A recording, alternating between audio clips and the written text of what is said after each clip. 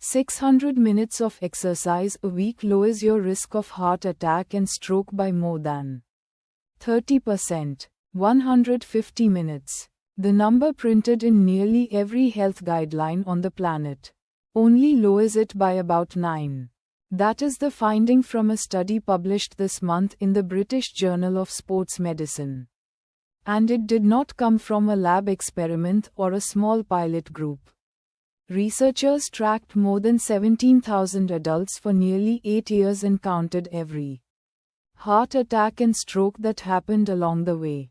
The gap between 9% and 30% is not a rounding error. It is the difference between a guideline that barely moves the needle and an amount of activity 4 times larger that moves it substantially. Today you get where that number came from. What counts as the right kind of exercise? Why more appears to keep helping long after 150 minutes? And the one thing an observational study like this one cannot actually prove, no matter how many people it tracked. The research came from Macau Polytechnic University, using data from the UK Biobank, a long-running health database that tracks hundreds of thousands of volunteers over time. This particular analysis followed 17,088 adults who wore activity tracker, giving researchers an objective measure of how much moderate to vigorous exercise each person actually did, not just what they remembered or reported on a form. Over an average follow-up of 7.8 years, the study recorded 1,233 cardiovascular events, heart attacks and strokes combined. Researchers then sorted participants by how many minutes of exercise they logged per week and compared their cardiovascular outcomes. People who hit the standard guideline of 150 minutes a week saw an 8 to 9% lower risk of a cardiovascular event compared to the least active group. People who logged somewhere between 560 and 610 minutes a week, roughly 80 to 90 minutes a day, saw a risk reduction north of 30%. The relationship did not plateau early and then flatten out. It kept climbing well past the point most guidelines stop giving credit for. Exercise guidelines were never built as a ceiling. They were built as a floor. The minimum dose researchers could confidently say produces a measurable benefit for most people. This study is part of a growing body of research showing that cardiovascular benefits scale with dose well beyond that floor, at least up to a point nobody has clearly found yet. The mechanisms are not mysterious. Sustained moderate to vigorous activity lowers resting blood pressure, improves how efficiently your heart pumps blood, increases the flexibility of your blood vessels, and reduces the low-grade inflammation that contributes to plaque buildup in your arteries. Do more of it, consistently, over years, and those changes compound rather than plateau. The study also found that how fit you already are changes the math. People who started out less fit needed slightly more total minutes to reach the same risk reduction as people who were already in better shape.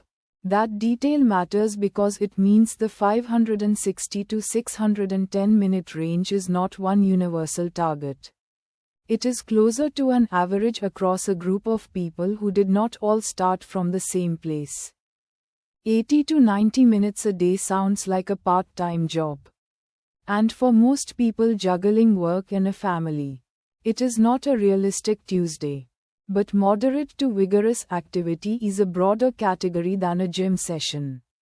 It includes brisk walking, cycling to work, a fast-paced hike, a physical job that keeps you moving, or a recreational sport played hard enough to raise your heart rate. Activity tracker, the tool this study used to measure exercise.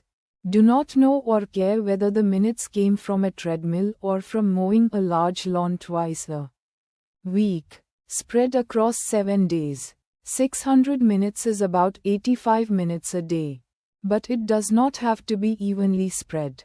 Someone who walks briskly for 45 minutes on a commute and adds a couple of longer weekend hikes can reach that range without ever setting foot in a gym.